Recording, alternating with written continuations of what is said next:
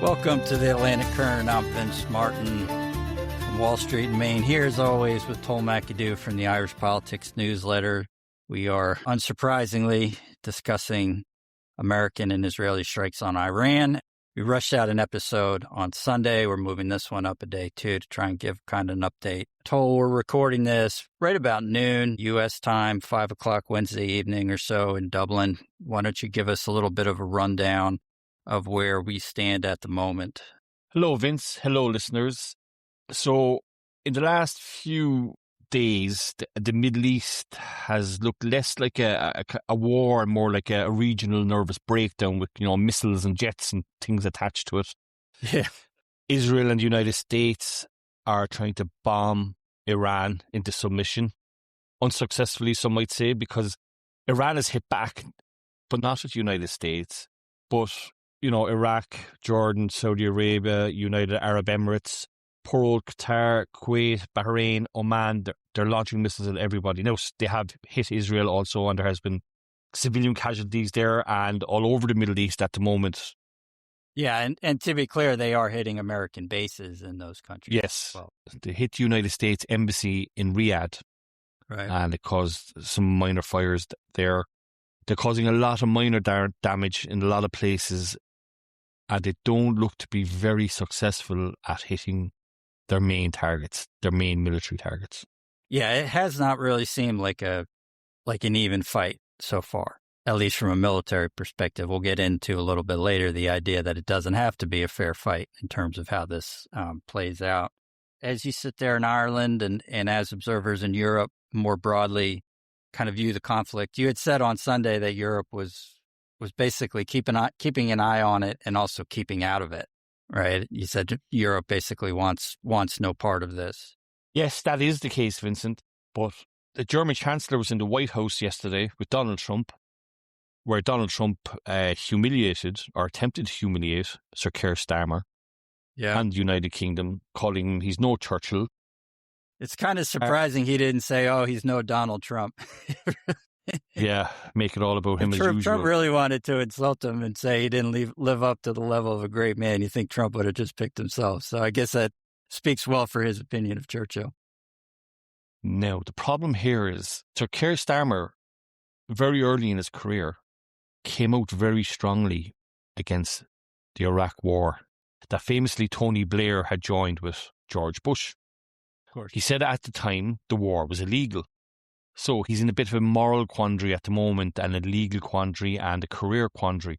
If he came out now and said the war was legal against Iran, then his political career would be looking very shaky.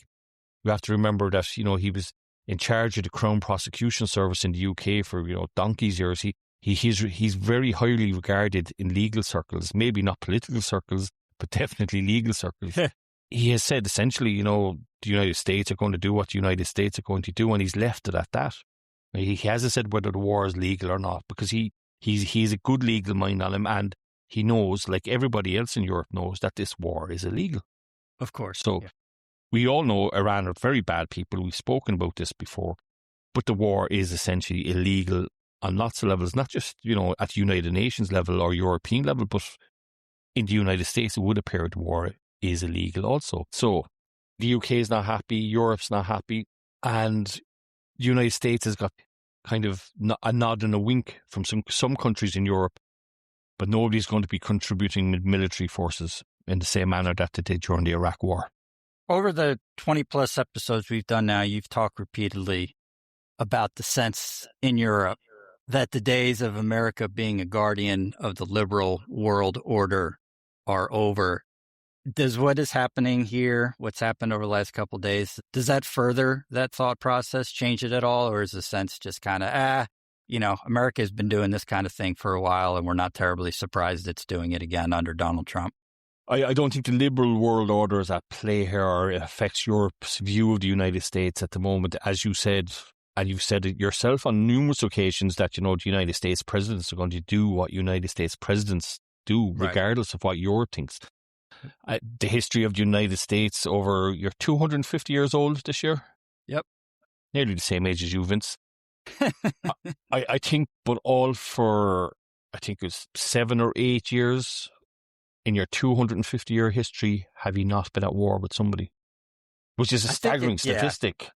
I think it's a few more years than that, but yeah, it has been pretty steady. We've talked about the argument that every single year since our entry into World War II, been at war by some definition of that term, in the sense of firing shots in anger. But yeah, the idea that, there's some huge break here and that Trump is an outlier in this pattern, unfortunately, I think it's pretty hard to make the case. But on that note, let's kind of try and get to what exactly Donald Trump is doing here, because that's been one of the big discussions in America, and I've seen it discussed outside America as well, this idea of why is the U.S. doing this? Beyond the fact that, as you point out, we just seem to want to be at war with somebody at all times. There was a clip of Marco Rubio that rocketed around the media and social media, where Rubio basically said, as the clip suggests, that the U.S. executed this strike because Israel was going to do it. If Israel did it without the U.S., then Iran would have struck U.S. bases. And so Rubio said essentially that, well, once Israel decided to go in, that meant that we had to go in as well. Yes, that clip went viral everywhere, and they tried to walk it back. And I will give Trump this, and I will give him this only, and I wish some of our own politicians in Ireland would do the same, is that they fight back against the media quite well. You know, it's something they're very, very good at. They're very good at, catching the media by the neck and strangling it till they're subdued and come around to their way of thinking, or their talking points anyway, at least. But did you see how Israel targeted the Ayatollah Khamenei? Did you see that? See how they did that? No. They essentially hacked the traffic lights, apparently, in Iran, and sat around waiting for a while, waiting for Khamenei, and getting all his top lieutenants and everybody else in one place. And they knew the back streets and all the streets and side streets of Iran better than, most Iranians did. And then they waited till they had them all in one place, and bang. Very James Bond behavior. Trump and other U.S. officials have alluded to that since the beginning. Part of the reason for the timing is that there was this meeting that they had an opportunity to take. We spoke about this already, that Donald Trump had said last year that Iran's nuclear facilities are destroyed. But he's been coming obliterated out. Was the obliterated word. was the word, Any suggestion to the contrary is fake news. Yep. Yes. So he's come out in the last few days, and he seems to be suggesting he was peddling fake news himself, that it wasn't obliterated. So right, we cannot trust anything that's coming out of the White House in terms of what to tell us. They're telling us, first of all, it's going to take a couple of days, then it's going to take a couple of weeks, and they're oscillating back and forth timelines and saying, we're ahead of schedule. Iran's running out of missiles. We don't know if they're running out of missiles. There seems to be a theory doing the rounds that they're waiting for the United States to actually come closer, get a little bit closer till they launch some more missiles. So today we also had a press briefing from the Department of War saying that for the first time since World War II, a submarine has sank a warship. Okay. Which is a pretty big deal in historical terms. But again, there seems to be some pushback on the veracity of that also, because some people will say the General Belgrano was sunk by a submarine during the Falklands War. So we let the military historians argue over that.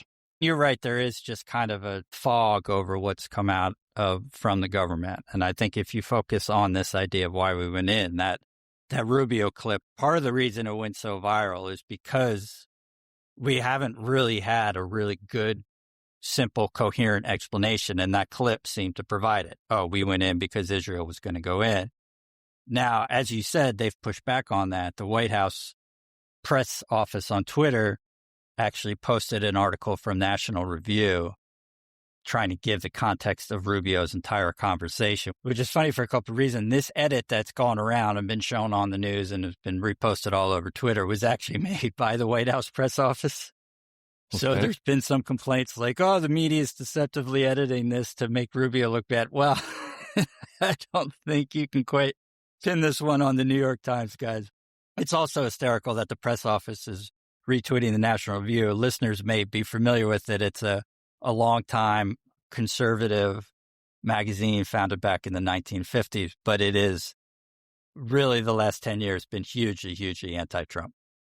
Okay. And so having the White House press office retweet the National Review was kind of funny. It was like us retweeting Path to Power or something, just your ideological sworn enemy. I actually think the National Review made a good point, which is that clip, and I'm sure a lot of listeners have seen it, was Rubio answering the question not of why we went, but of why we went now. Basically saying we were going to do this. The fact that Israel was going to strike with or without us meant that it made the most sense to go now. It doesn't 100% get to the question of why, which I think in some sense is not answered because the administration hasn't coherently answered it. Trump himself hasn't coherently answered. In another sense, I think it actually kind of is pretty answered. It gets to the point you made up front. This is what Americans do. This is what American presidents do. Can campaign all you want on, we're against war, we're not going to have any more wars. Barack Obama won the Democratic nomination in large part because he came out publicly against the war in Iraq. Yep. Democratic voters did not want to vote for Hillary, who was pro-war in 2008. Then he gets in office. He executes the surge in Iraq. American drones are firing missiles all over the Middle East. I get the idea that people want a simple answer here, but if you just kind of take a step back, I don't think it's that big a surprise that we're there, whether you think that's right or wrong. I'm sure many listeners have pretty intense opinions on that. Well, I mean, look, Vince, superpowers have been messing around with the Middle East going all the way back to Moses, okay? This is not something new. Powerful countries are interested in the place. That's not just United States. This is going all the way back, to France and England, World War I, pre-World War I. Yeah. It's not a new thing. We spoke about the 1950s Iran meddling by the UK. We're in a situation at the moment where Iran is on the receiving ends of what Israel and the United States are politely calling a broad wave of strikes, like it was something you go surfing with. You'd wonder how long they can keep going overhead, keep bombing facilities. We saw these horrific scenes on TV over the last 48 hours of those 100 plus schoolgirls being buried. There's still some confusion as to what happened there. Nobody's quite sure. I've seen claims on the internet, which is probably not the best place in the world to be looking for these things, that, the target was accidentally inputted by AI.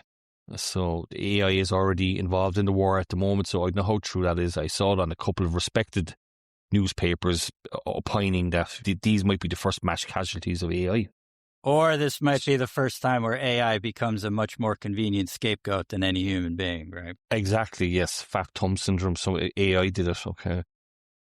And on the ground, the casualty numbers are doing what casualty numbers do when politicians start talking about phases and objectives and end goals. They go up and lose all sense of proportion. And people are talking about, this only might last 4 weeks or 5 weeks. They're talking in terms of weeks. But they said that about World War I as well. Yeah. Where are we going? Nobody knows where we're going. They have no plan. I do not think they have a coherent plan. No, they don't. And I think that part of the problem is that you don't have a coherent plan when you don't necessarily have a coherent purpose. This is right? It, yes. And I think that really is why this does matter, that they don't have a coherent purpose. We have some reporting from the Atlantic. We had an unnamed official in the administration tell the Atlantic that Trump was, quote, on a roll, which is an interesting argument. David Petraeus, who led forces in Afghanistan and Iraq during those wars a couple decades ago, he made the point before this started that what happened in Venezuela and what happened last June when Trump bombed Iran's nuclear facilities may have given him a little bit too much confidence. And he likened it to the quick fall of the Taliban in Afghanistan. Basically, we went into Afghanistan in late 2001. We took that over in 6 weeks. Everybody said, oh, this is easy. Let's do Iraq next. And now we have, the worry is that Trump saw, oh, we got Maduro. Oh, we set their nuclear facilities back. Okay, well, this is easy. Let's go get the Ayatollah. And now there's reporting that the U.S. is looking at Cuba. We've already gone into Ecuador in the last 24 hours. So I do think that is one risk. People keep saying, well, why did he violate his campaign promise so much? To me, I think the answer is that when you have all this power, this military power, quite literally, it's tempting to use. And I think he is starting to believe that he can be a transformative president. He can take out Cuba. He can take out Iran. He can take out drug cartels. And the timing lined up well enough to kind of push him over the edge towards trying to do that. That's my best guess. But it's also, look, this stuff isn't clean either. It's not quite as binary as we would like it to believe.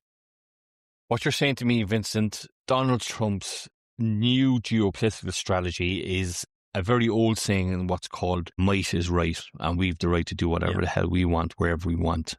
And people have to kowtow to us, bend the knee, because we're the most powerful country in the world. Well, that's the underlying belief. And we've kind of steadily talked about this. We talked about this in one of the first episodes, and we talked about the national security strategy that they released in November. We did the episode on Venezuela, and I said that right up front. People are going to argue, is this legal? And I was like, look, I get why you have to have the argument, but I don't care. It doesn't matter. Like you said before, if the U.S. president wants to do it, U.S. president is going to do it. But this really does, I think, cement the idea of might makes right as the driving factor in American foreign policy. If you go back to Iraq, everyone wants to make this comparison and stuff. People who are against American actions during that war and against the rationale, they would argue that underneath the strategy and the execution, it was all might versus right. That what we did in going to the UN and what we did in making a public case, that was all. Yeah. Even if you believe that, which I actually don't. I'm American, of course, so our overseas listeners are probably not stunned by that, but we've just abandoned the pretense now, right? Trump himself and his supporters and his defenders and his officials are saying, no, this isn't going to last long because we're just going to leave. That's not true. Everyone else was dumb. They thought, if you went in, you had to stay for a while. No, we're just going to do what we do and then we're going to be done. And that's it. Trump might be the most honest American president when it comes to foreign adventures. Yeah, a little bit. Yeah. 150 years, whatever, because he's we're going in, we're doing it because we can. Past presidents used to dress it up as freedom and democracy and a rules-based order. But the real rule, the only rule, Vince, is that if you can bomb it, sanction it, and then buy their petrol, then obviously Providence intended for the United States to go in there and do that. It's manifest destiny with better branding, maybe. I thought it was very telling that Trump was asked what the worst case scenario is. And he says, quote, I guess the worst case would be we do this and somebody takes over who's as bad as the previous person. Now, to believe that that's the worst case scenario means that we are explicitly saying we are not staying, we are not cleaning up our mess. Colin Powell in 2003 famously said, if you break it, you own it about going into Iraq. We're done with that. It's not in our interest to fix it. The worst thing that can happen is we bomb the heck out of them. They have a whole bunch of revolts or civil war or the succession crisis, and then we wind up back where we started, in which case we'll probably just have to bomb them again in 5 years once they get the program back up and running. It's really a telling comment. That idea that we are acting this explicitly in our own interests, which with no pretense of anything else. Again, we've kind of been building towards that as we've watched Trump this term. That's pretty much just finished. I don't think that's something we're going to discuss again, quite honestly. It's boring at this point. That's done. It was interesting to discuss over Venezuela. Oh, is this the start of something? Right. We have the answer now. That is the new American foreign policy, which from a moral standpoint really is a stunning shift. It's an interesting shift in the way of how we Americans view ourselves. I'm kind of curious to see if that starts to affect public opinion at all. Trump's hardcore supporters, oh yeah, man, we voted for this. It's all about us. It's all our interests. I think most Americans actually do want us to be a force for good in the world, or at least want us to do enough that they can go to sleep at night believing that we are a force for good in the world if they don't pay too close attention. I think that's a really fascinating shift. Can I ask you, Vince, the public mood over there in the United States at the moment and the perception about the war? I think it's probably about what you would think. It's unsurprisingly, it's quite polarized. We talked about polling before the strikes on Sunday. As the strikes have fallen, it seems like most Americans still disapprove. unsurprisingly, Republican opinion is moving in favor of the strikes. You can view that as the Trump base doing what Trump has said for 10 years they always do, which is support him even if he shoots somebody on Fifth Avenue or shoots somebody outside Tehran. You can view that as just kind of what Americans do, where we tend to rally around the flag, but there's still a lot of unease about how this is going to go. Again, we talked about this on Sunday, this idea it's going to be the next Iraq. Public opinion is not anywhere close to where it was in 2003. And I don't think that has changed enough. Yeah, well, I mean, there's not boots on the ground despite a Sergeant Declan Cody from Des Moines, Iowa, an Irish American, was one of the first casualties in the Middle East. So if the casualties mount, the mood will change, won't it? Yeah, the mood's going to change as casualties go up. I think the mood may change because there's some reports that those casualties came because they were in a place that was not particularly well defended.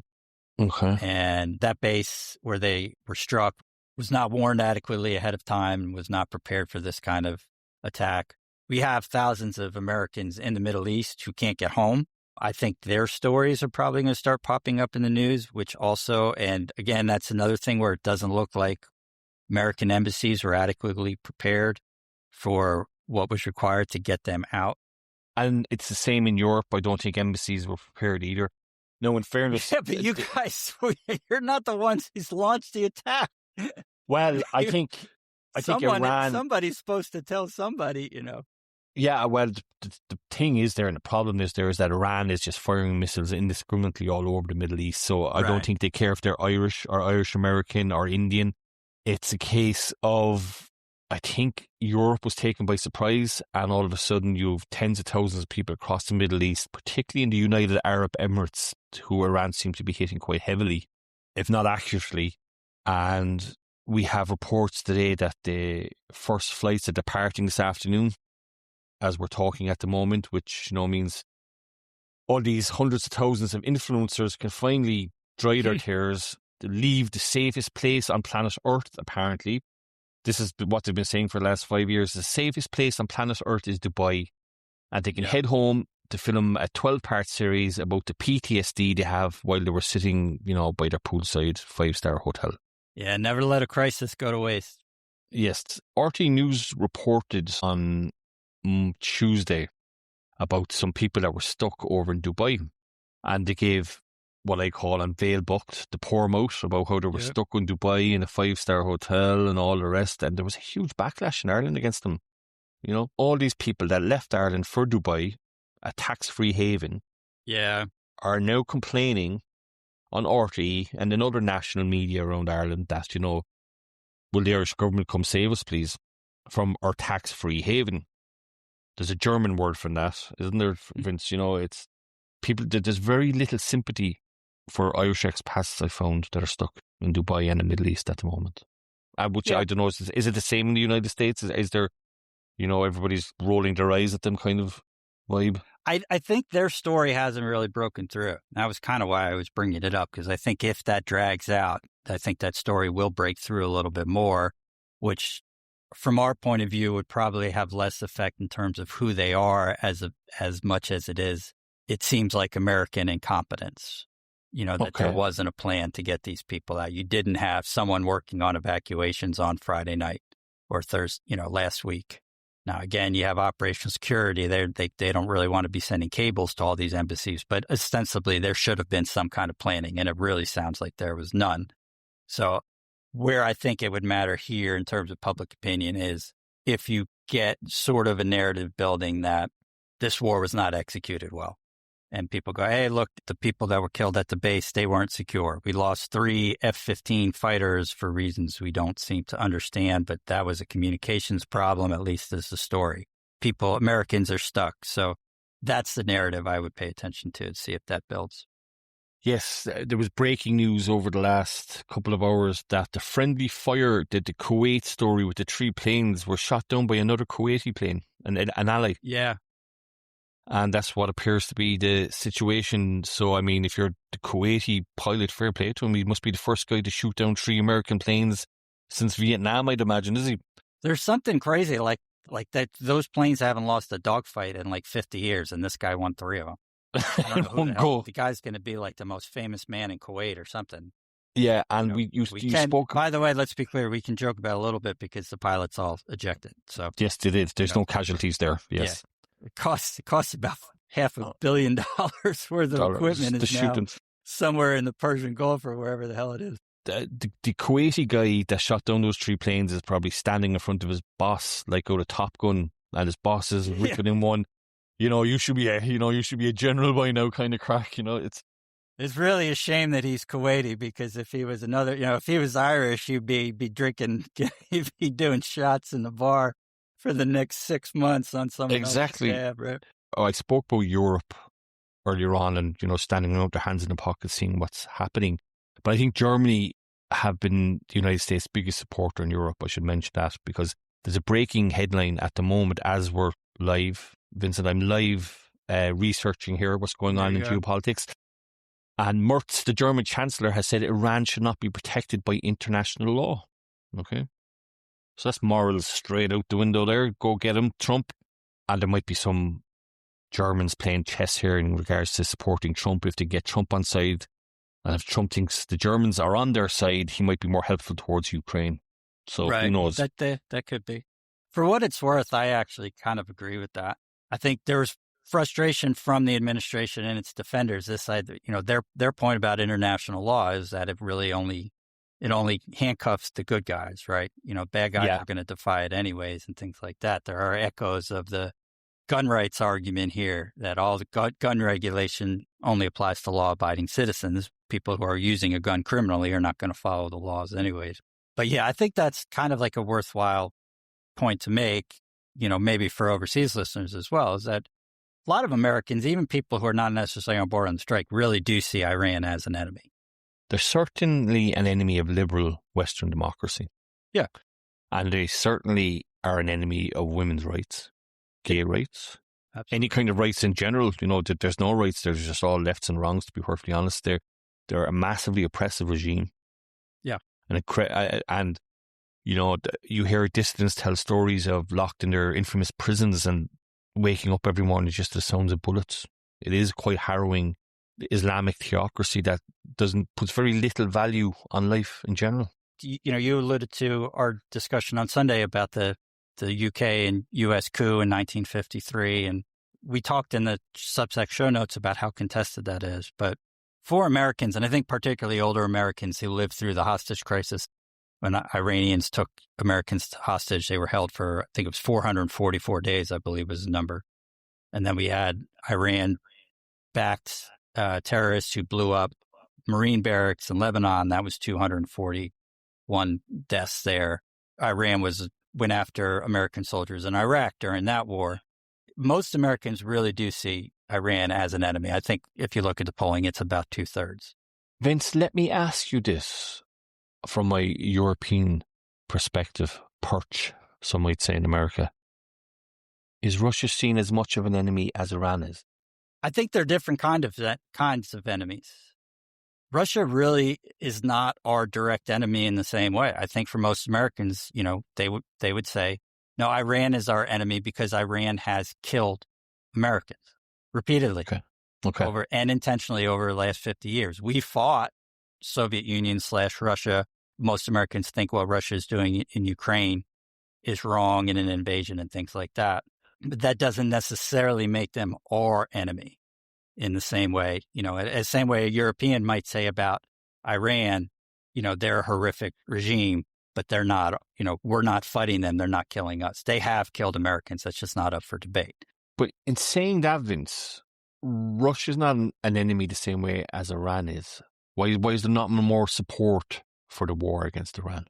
I think people are worried about how this is going to spiral out. I think it's what we talked about on Sunday. American public, I think, still has learned and still has ingrained from Iraq that when you start these things, you don't know how they're going to finish. That to me is something that's quite worrisome in this change in geopolitical vision about how it's only our interests.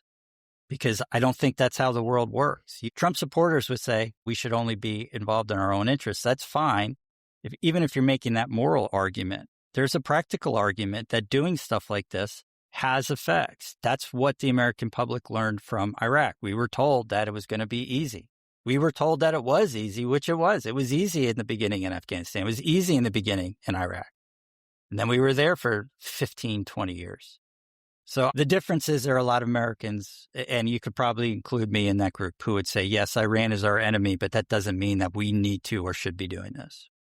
Yes, so the problem with Trump's geopolitical vision at the moment, it's a case of it seems to be done on the back of a napkin after a couple of beers. There is no, Hey, he does not drink alcohol.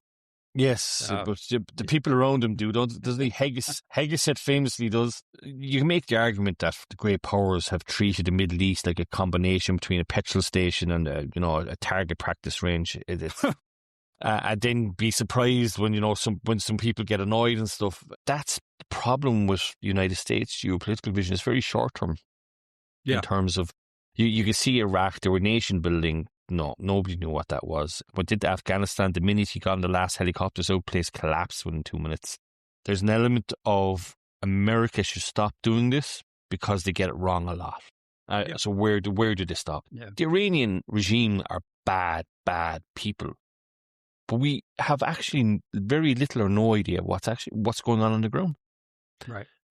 You might get great OPSEC intel in terms of where the Khamenei is, where his top generals are, but I sit down and talk to the ordinary Iranian and find out what's going on.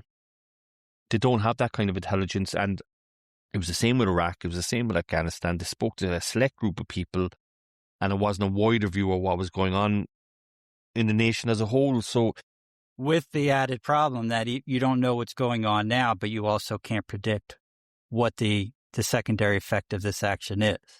You might have people tell you, oh, look, they'll rise up and overthrow the regime. They might have done that before. The very fact that you just bombed the hell out of them and killed 165 school children might actually work against that. We have Trump going out, hey, you guys, hey, Iranians, come out in the streets, protest, take back your regime. They can't go anywhere if you're bombing them for a month.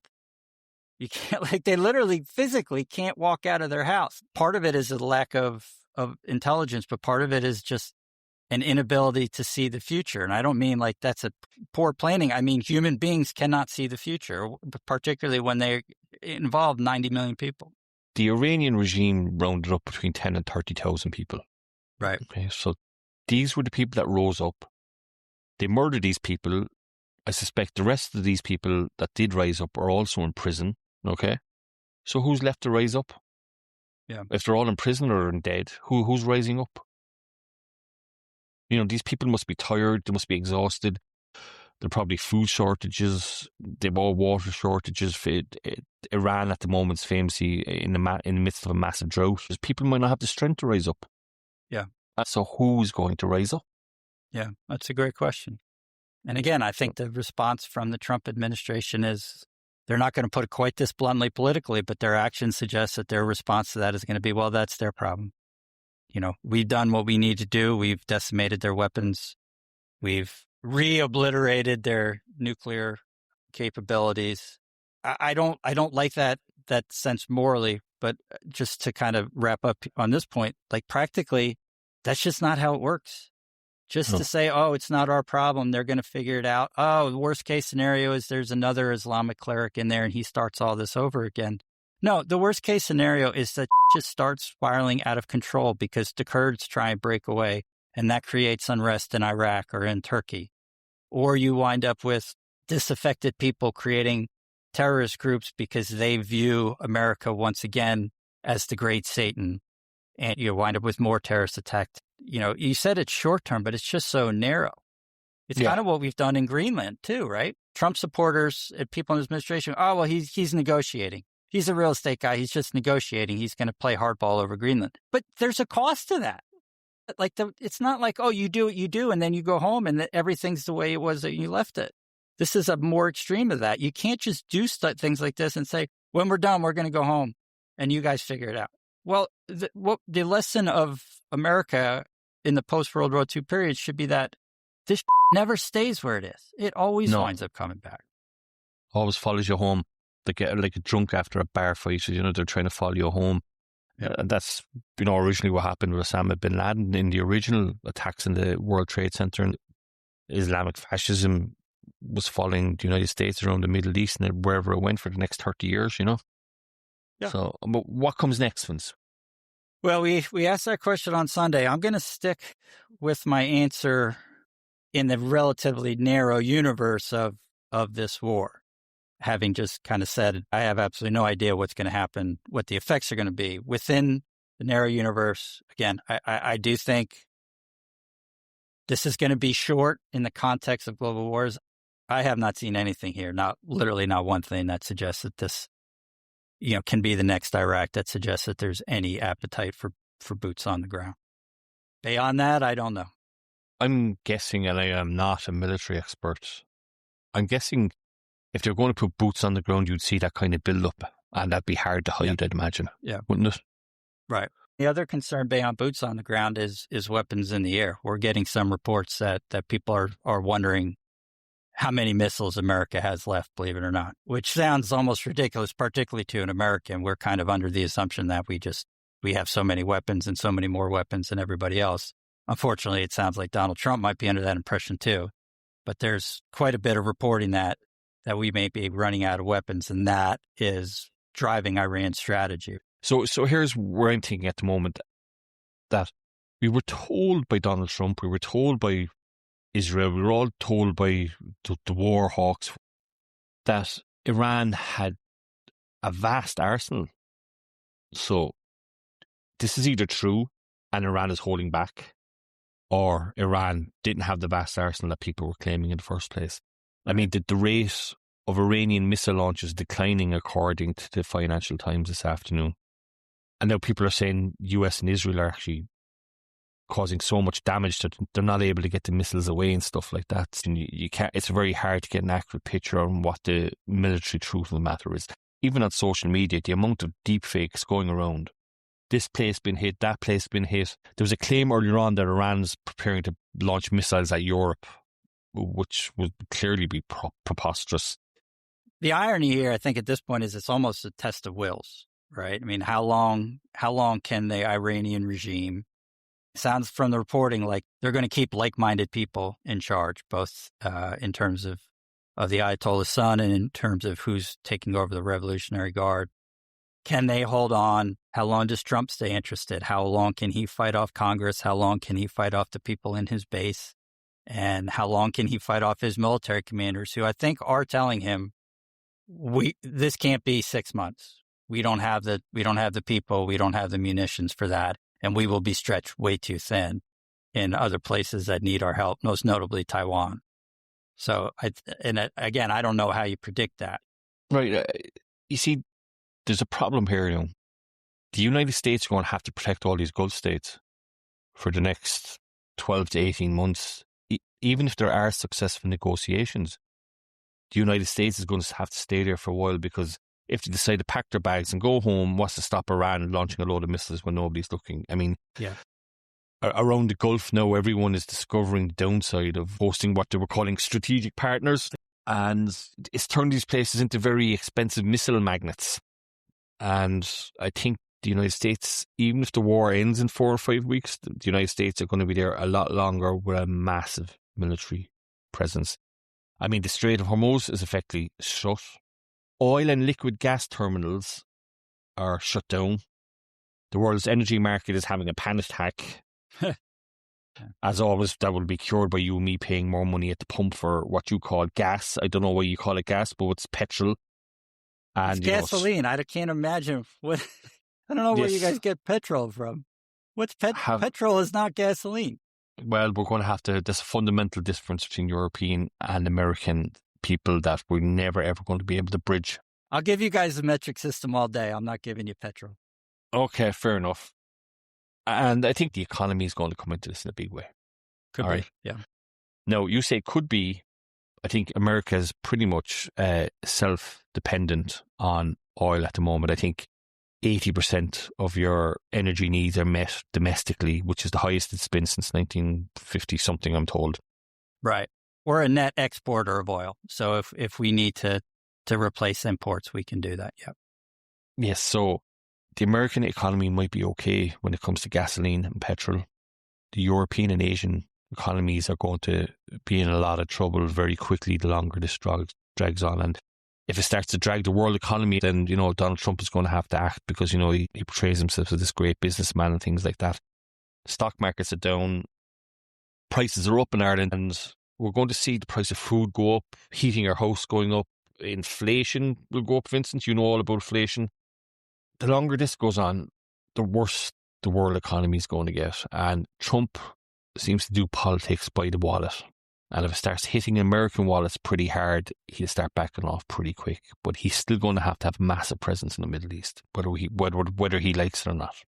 Yeah, you might be right. I mean, the reason I say could be about the economies is for two reasons. One, you're saying, it's going to affect the world economy. Again, at this point, does he give a I mean, quite Probably honestly, not. at the end of the day, how big a factor is that? And the second thing is that we do have the midterms coming up in November. I think people in the administration are keeping an eye on that. But he's a second-term president, and we are getting an awful lot of reporting. And we've talked about this before, that he really is active and wants to be transformative. He wants to be the 21st century Franklin D. Roosevelt, where the size and scope and effect of the U.S. federal government before and after is just vastly, vastly different. And where I think this is going to be really interesting next couple of weeks is we're going to see where Trump's pain point is. Okay. Is it economics? Is it politics? Or is it just this is where he wants to go, and he is going to push further and longer and against his base in particular than we ever thought possible? That to me is the key question over the next days and weeks. I thought also was interesting that internationally, diplomatically, the UN has expressed deep concern. It's traditional prelude to doing absolutely nothing of consequence. Yeah. European ministers are calling for restraint, which costs nothing and achieves nothing also. So that's, a win-win for Europe. We're going out 6:15 West Cork time, not Dublin time like you alluded to, Vincent. My apologies to you and all fine Cork men and women. So things could change by the time this goes out tomorrow morning. So the short version is, in the last few hours, Iran is on fire. Israel has the afterburners on. The whole of the Gulf is on edge. Shipping's on hold. Civilians are on the run. And the rest of us are on the way to higher fuel bills, higher food bills, higher inflation, while being told this is being done all in the name of stability. One way to put it. I'm Tull from the Irish Politics Newsletter. And I'm Vince Martin from Wall Street in Maine. Thank you so much for joining us. Stay safe, and we'll talk to you again soon. Stay safe. Bye-bye.